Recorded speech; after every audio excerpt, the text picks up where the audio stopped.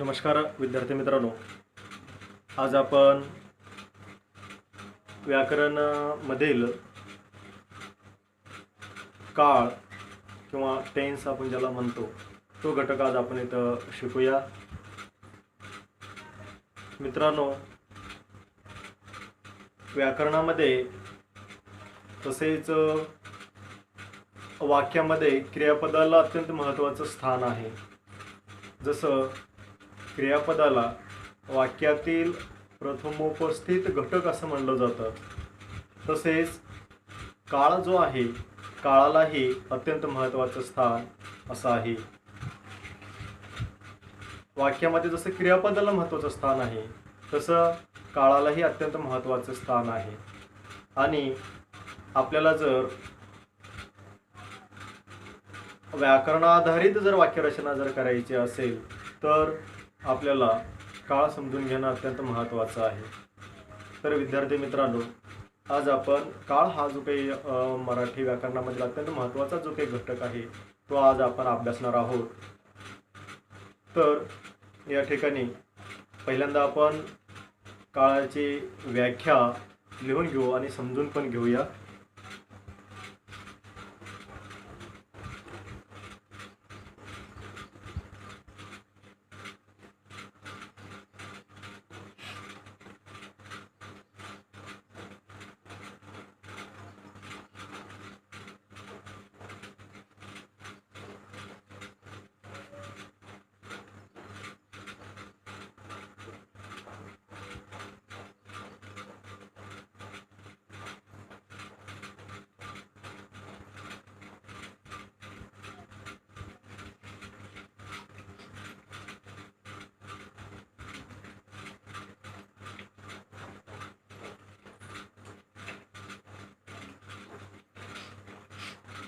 तर काळ कशाला म्हणायचं, व्याख्या लिहून घ्या। वाक्यात दिलेल्या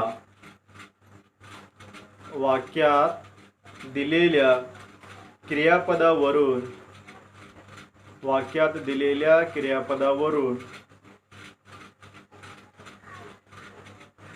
जसा क्रियेचा बोध होतो, वाक्यात दिलेल्या क्रियापदावरून जसा क्रियेचा बोध होतो तशीच ती क्रिया कोणत्या वेळी घडत आहे याचा जो बोध होतो त्यास काळ असे म्हणतात।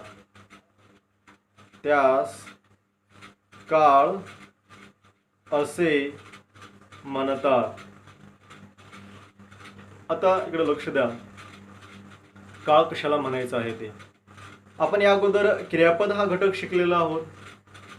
क्रियापद म्हणजेच काय, तर वाक्यामध्ये क्रिया दर्शवणारा आणि वाक्याचा अर्थ पूर्ण करणारा असा जो शब्द आहे त्यास आपण क्रियापद असं आपण म्हणतो। आता क्रियापदाच्या नंतर आता आपण काळ हे शिकत आहोत। तर आता काळ म्हणजे नेमकं काय आहे, काळ कशाला म्हणायचं त्याची व्याख्या आपण आताच या ठिकाणी लिहून घेतलेली आहे। म्हणजेच वाक्यात दिलेले जे काही क्रियापद आहे त्या क्रियापदाच्या रूपावरून क्रियेचा बोध आपल्याला होत असतो। मग क्रियेचा जसा बोध होतो तसंच किंवा तशाच प्रकारे ती क्रिया कोणत्या वेळी घडते याचा जो बोध होतो त्यास आपण काळ असं आपण म्हणतो। आणि काळाला व्याकरणामध्ये अत्यंत असं महत्त्वाचं स्थान आहे। विद्यार्थी मित्रांनो, काळ या घटकावर आधारित इयत्ता 10वीच्या परीक्षेमध्ये 10th क्लासमध्ये त्याच्यावर बऱ्याच प्रकारचे प्रश्न विचारले गेलेले आहेत। तर म्हणून आपल्याला या काळ या घटकाकडे चांगल्या प्रकारे लक्ष देऊन आपण अभ्यास करणं गरजेचं आहे। तसेच हा काळ किंवा या काळाचे काही प्रकार आहेत, या प्रकारावर आधारित अनेक प्रकारचे प्रश्न विचारले जातात। तसेच स्पर्धात्मक परीक्षेमध्ये सुद्धा प्रश्न विचारले जातात आणि आपल्या शालेय परीक्षेमध्ये तर निश्चित विचारले जातात. म्हणून आणि आपल्या जो काही वाक्यरचना आहे किंवा जे बोलण्याची रचना आहे, बोलण्यामधील जी काही वाक्यरचना आहे ते जर सुस्पष्ट होण्यासाठी आणि अर्थगर्भित होण्यासाठी आपल्याला काळ या घटकाचा अभ्यास करणं गरजेचं आहे. तेव्हा काळ म्हणजेच क्रिया जी आहे, ज्या शब्दावरून क्रियाचा बोध होतो, पण ती क्रिया कोणत्या वेळी घडते याचा जो काही बोध होतो त्यास आपण काळ असं आपण म्हणतो. आता काही काळाचे प्रकार आहेत, प्रमुख काळाचे असणारे प्रकार आणि काळाचे उपप्रकार असे हे इथं आपल्याला अभ्यासावयाचं आहे.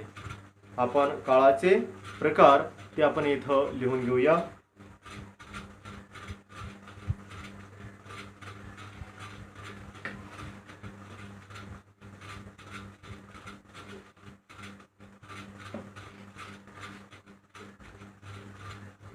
काळाचे प्रकार.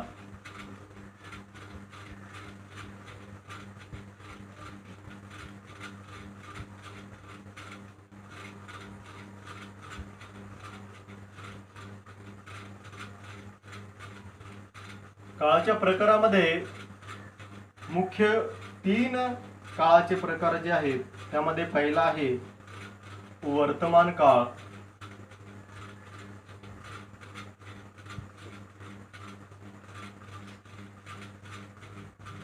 दुसरा जो काही प्रकार आहे त्यामध्ये भूतकाळ.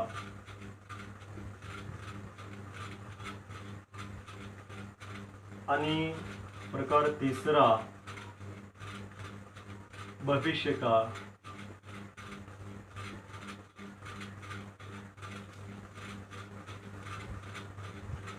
भविष्यकाळ. वर्तमान काळाचे 4 उपप्रकार पडतात. यामध्ये पहिला साधा वर्तमान काळ.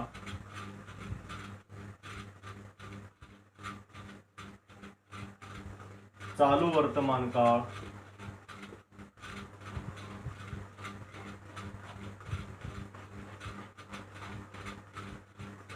त्यानंतर तिसरा आहे पूर्ण वर्तमान काळ.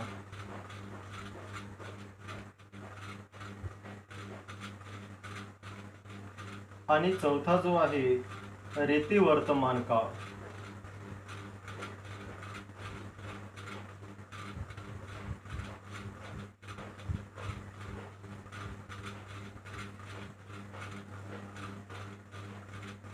त्यानंतर भूतकाळाचे प्रकार.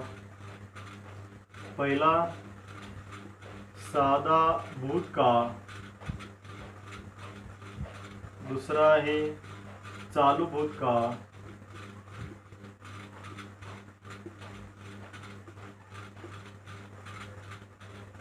आणि तिसरा आहे पूर्ण भूतकाळ.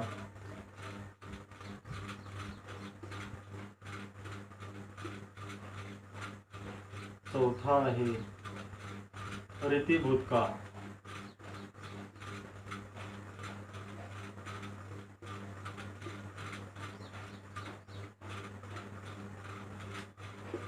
भविष्यकाळामध्ये पहिला साधा भविष्यकाळ.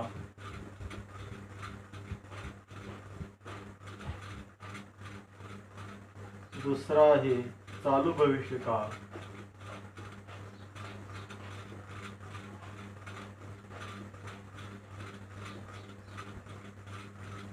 आणि पूर्ण भविष्यकाळ.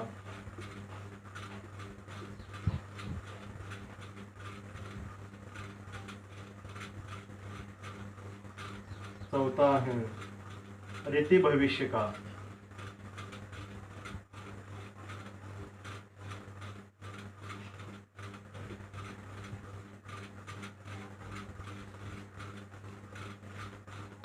आता बघा इकडे लक्ष द्या. वर्तमान काळाचे 4 उपप्रकार आहेत. यामध्ये साधा वर्तमान काळ, चालू वर्तमान काळ, पूर्ण वर्तमान काळ आणि रीती वर्तमान काळ. तसेच भूतकाळामध्ये साधा भूतकाळ, चालू भूतकाळ, पूर्ण भूतकाळ आणि रीती भूतकाळ. भविष्यकाळाचे साधा भविष्यकाळ, चालू भविष्यकाळ, पूर्ण भविष्यकाळ आणि रीती भविष्यकाळ असे हे प्रकार. आता इंग्रजीमधील आणि मराठीमधील थोडासा याच्यामध्ये फरक असलेला आपल्याला दिसून येतो. तो आपण थोडंसं सूक्ष्मपणे इथं अभ्यास करणं गरजेचं आहे. आता आपण काळ म्हणजेच काय, काळाची व्याख्या आपण अभ्यासली. कारण मी अगोदर हे म्हणलेलं आहे, क्रियापदासारखंच काळ हा सुद्धा व्याकरणामध्ये अत्यंत महत्त्वपूर्ण असा हा घटक आहे. म्हणून आपल्याला काळ या घटकाकडे चांगलं लक्ष देऊन आपण अभ्यास करणं गरजेचं आहे. तसं जर पाहिलं तर मित्रांनो, की आपल्याला काळ म्हणजेच वेळ किंवा कालावधी, काल, वेळ अशा प्रकारचा या शब्दाचा शब्दप्रयोग केला जातो. मराठीमध्ये काळ किंवा काल असं म्हणलं जातं, वेळ अशा प्रकारची. आणि हा जो काही काळ आहे किंवा वेळ आहे ही कोणासाठीही थांबत नाही आहे, आणि तर ही सतत सतत धावत असणारा हा काळ आहे, धावत असणारा वेळ आहे. आणि आपण या वेळेबरोबर जर आपण कार्य केलो, आपलं कर्म केलो तर मात्र आपण यशस्वी होऊ शकतो. म्हणून जीवनाच्या दृष्टिकोनामधून सुद्धा जर आपण काळ किंवा काल याचा जेव्हा आपण विचार करतो किंवा वेळ म्हणून विचार करतो, हा अत्यंत महत्त्वपूर्ण जीवनाच्या दृष्टिकोनातून तर अत्यंत महत्त्वपूर्ण हा घटक आहे. कारण एक एक सेकंद, एक एक क्षण आपल्या जीवनामधील अत्यंत महत्त्वाचा आहे. आणि म्हणून मित्रांनो, आपल्याला काळ या घटकाकडे जीवनाच्या दृष्टिकोनामधून सुद्धा याकडे लक्ष देणं आपण गरजेचं आहे. आणि प्रत्येक क्षणाचा, प्रत्येक वेळेचा आपण सदुपयोग करणं गरजेचं आहे. जर आपण या वेळेचं महत्त्व, काळाचं महत्त्व जाणून घेऊन जर आपण आपलं कार्य, आपला पुरुषार्थ, आपला कर्म जर केलो तर निश्चितपणे आपण जीवनामध्ये यशस्वी होऊ शकतो. म्हणून आपण काळ या घटकाकडे महत्त्वपूर्ण लक्ष देऊन पाहिलं पाहिजे आणि जीवनामध्ये त्याचं महत्त्व जाणलं पाहिजे.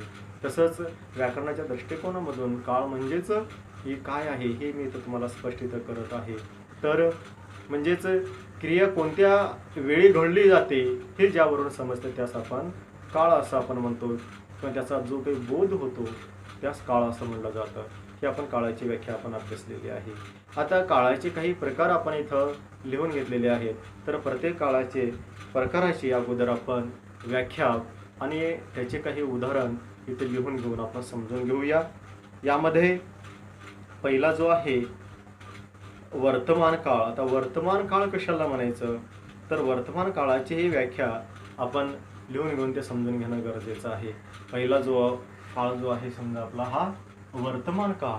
आता वर्तमान काळ म्हणजेच काय, अगोदर व्याख्या लिहून घेऊ आणि त्याचं स्पष्टीकरण आणि उदाहरणे आपण या ठिकाणी पाहूया. वर्तमान काळाची व्याख्या लिहा. जेव्हा वाक्याच्या क्रियापदावरून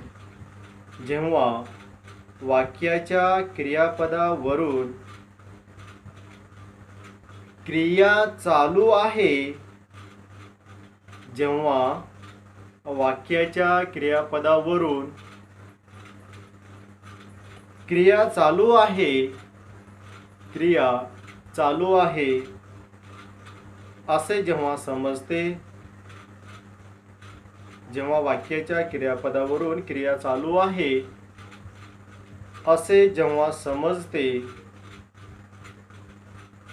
तेव्हा क्रियापद वर्तमान काळी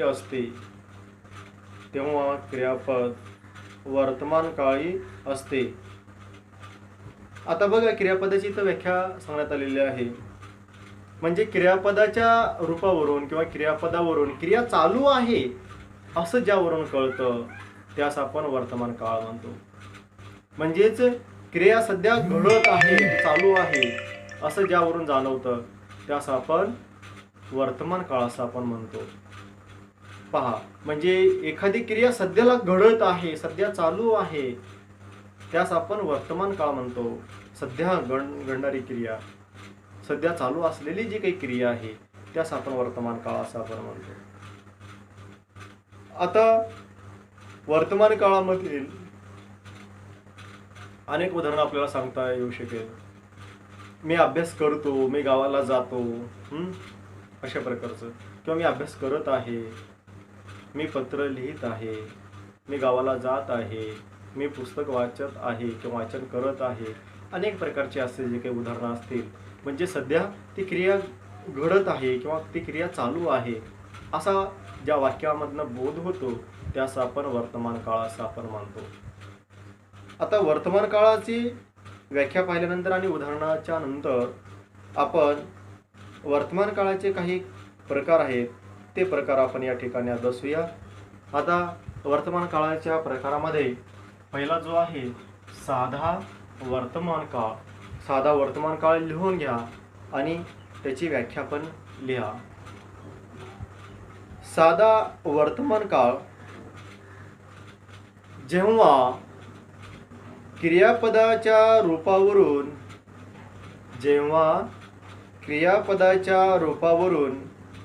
क्रिया आता घडत आहे. जेव्हा क्रियापदाच्या रूपावरून क्रिया आता घडत आहे असे समजते. जेव्हा क्रियापदाच्या रूपावरून क्रिया आता घडत आहे असे समजते तेव्हा त्या वाक्याचा काळ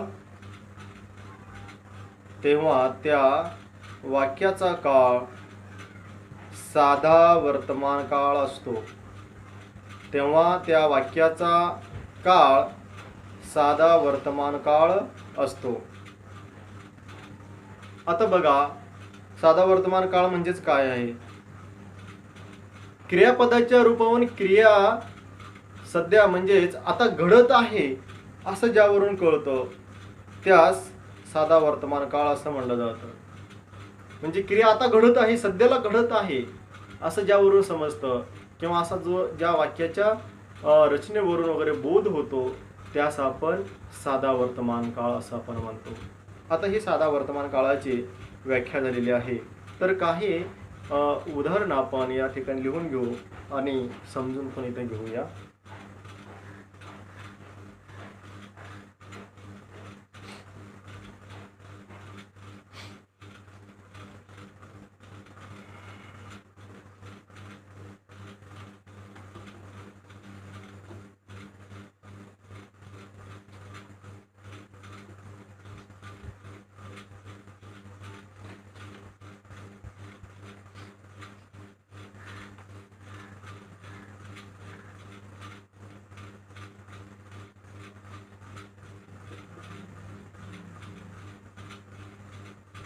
मी पत्र लिहितो.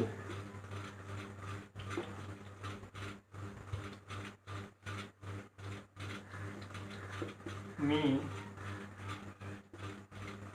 पुस्तक वाचतो. आता हे दोन उदाहरण आपण इथं लिहून घेतलेले आहेत.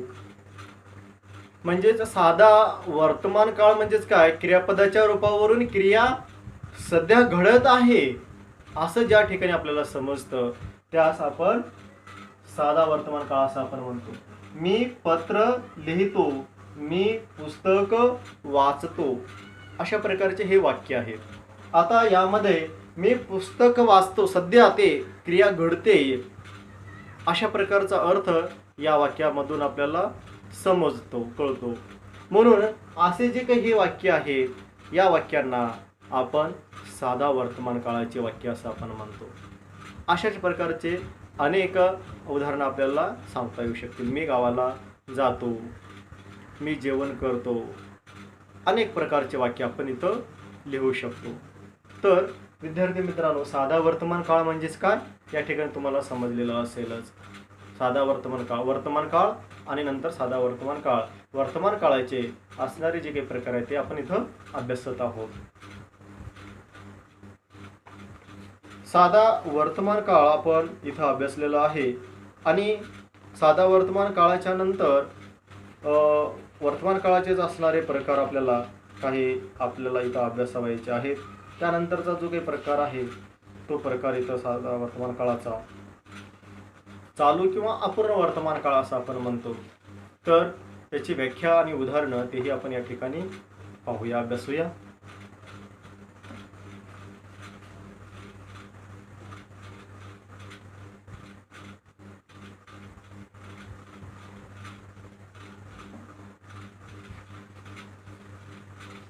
वर्तमान काळाचा दुसरा जो प्रकार आहे तो चालू किंवा अपूर्ण वर्तमान काळ. अपूर्ण वर्तमान काळ, चालू किंवा अपूर्ण वर्तमान काळ. व्याख्या लिहून घ्या. जेव्हा वाक्यातील क्रियापदाच्या रूपावरून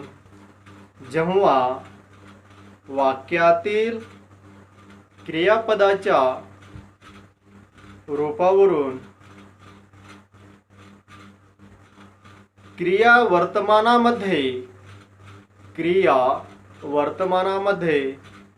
चालू असण्याचा बोध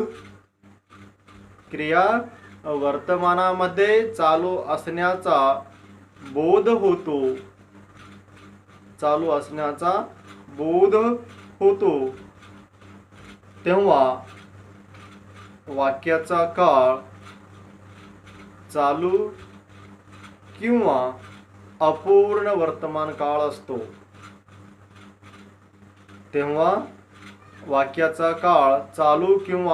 वर्तमान काळ असतो. आता इकडे लक्ष द्या. चालू किंवा अपूर्ण वर्तमान काळ म्हणजेच काय, तर क्रियापदाच्या रूपावरून त्या वाक्याचा जो काही काळ आहे किंवा ती क्रिया जी आहे ती क्रिया वर्तमानामध्ये चालू आहे, ते पूर्ण झालेली नाही, अजून अपूर्ण आहे, अजून ती क्रिया चालूच आहे असा जो बोध होतो त्यास चालू किंवा अपूर्ण वर्तमान काळ असं म्हणलं जातं. एखादी क्रिया सतत ती आणखी चालूच आहे, ती आणखी पूर्ण झालेली नाहीये, संपलेली नाहीये, अजून ती क्रिया चालूच आहे, म्हणजेच ती चालू तो असणारा जो काही काळ आहे किंवा तो अपूर्ण काळ आहे, पूर्ण झालेला नाहीये असं वाक्यावरून जेव्हा कळतं आपण त्यास चालू किंवा अपूर्ण वर्तमान काळ असं म्हणतो. काही उदाहरण आपण या ठिकाणी लिहून घेऊ.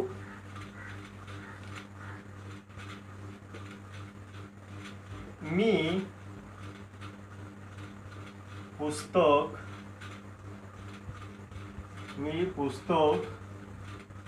वाचत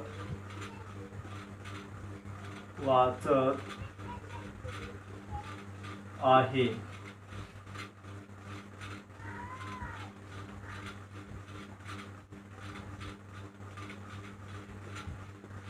तो मुलगा खेळत आहे.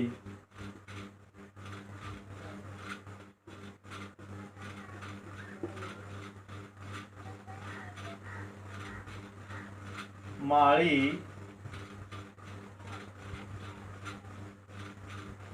झाडांना पाणी देत आहे.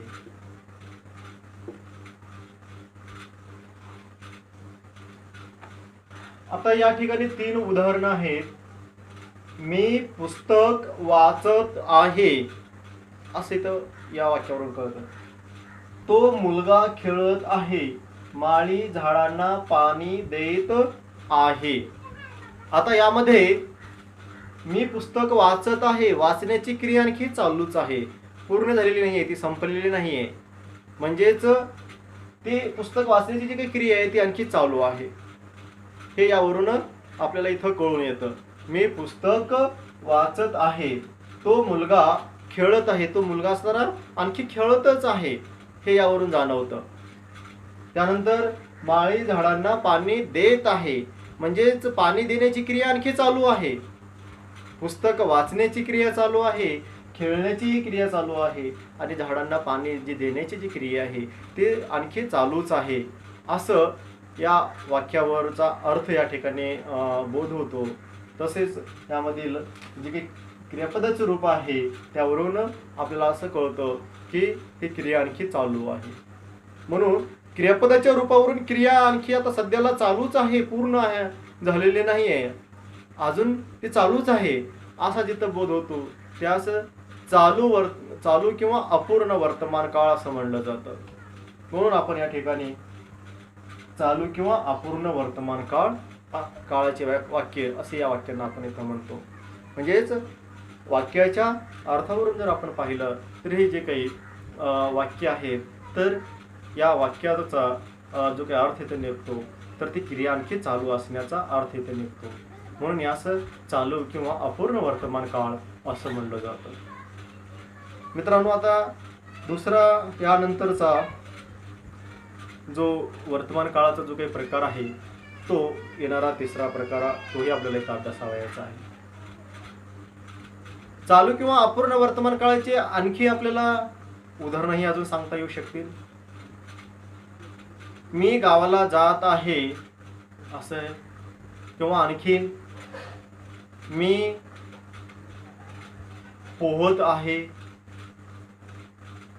अशा प्रकारे म्हणजे अनेक उदाहरणं आपल्याला सांगता येतील. अनेक प्रकारची उदाहरणं या ठिकाणी आपल्याला सांगता येतात. मी मराठी पुस्तक वाचत आहे, मी गणित सोडवत आहे, मी जेवण करत आहे, मी पाणी पित आहे, अनेक असे उदाहरणं आपल्याला सांगता येऊ शकतील.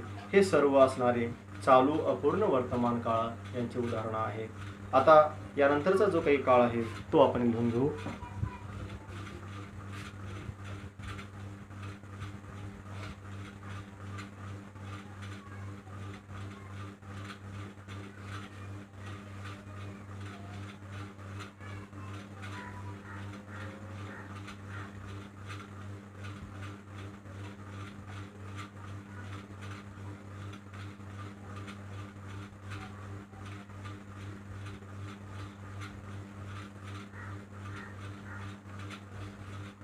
यानंतरचा वर्तमान काळाचा जो काही प्रकार आहे तो आहे पूर्ण वर्तमान काळ. आता पूर्ण वर्तमान काळ कशाला म्हणायचं ते त्याची व्याख्या आपण या ठिकाणी लिहून घेऊया. व्याख्या लिहा पूर्ण वर्तमान काळाची. जेव्हा वाक्याच्या क्रियापदावरून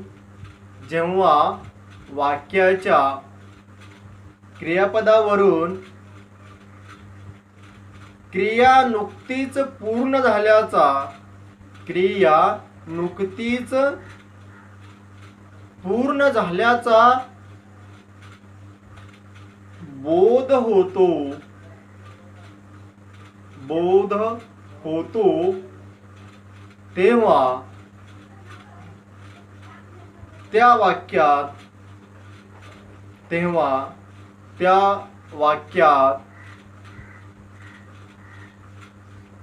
बोध होतो तेव्हा त्या वाक्यात पूर्ण वर्तमान काळ असतो. परत एकदा बघा. जेव्हा वाक्याच्या क्रियापदावरून क्रिया नुकतीच पूर्ण झाल्याचा बोध होतो तेव्हा त्या वाक्यात पूर्ण वर्तमान काळ असतो. आपण आता या अगोदर साधा वर्तमान काळ, चालू किंवा अपूर्ण वर्तमान काळ हे आपण अभ्यासलं. साध्या वर्तमान काळामध्ये क्रिया सध्या चालू आहे असा एवढा जो बोध होतो त्या साधा वर्तमान काळ म्हणलं जातं.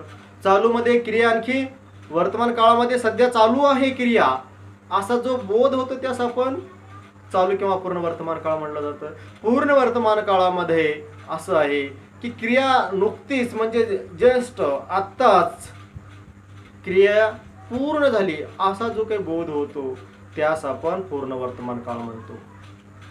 म्हणजे जो काही पूर्ण वर्तमान काळाचे जे काही वाक्य असेल तर ती क्रियापदाच्या रूपावरून असं आपल्या लक्षात येतं की क्रिया आत्ताच नेमकं काही क्षणापूर्वीच पूर्ण झालेली आहे, आत्ताच पूर्ण झालेली आहे असं ज्या ठिकाणी लक्षात येतं त्यास आपण पूर्ण वर्तमान काळ असं म्हणतो. पूर्ण वर्तमान काळाचे काही उदाहरण आपण इथे लिहून घेऊया. यामध्ये उदाहरणार्थ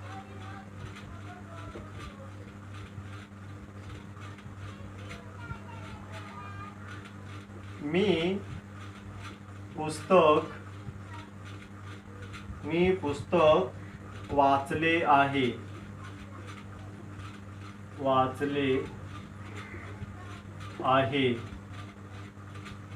मी पुस्तक वाचले आहे. तो मुलगा खेळला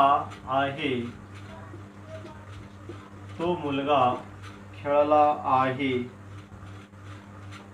तिसरं उदाहरण आहे, माळीने झाडाला पाणी दिले आहे.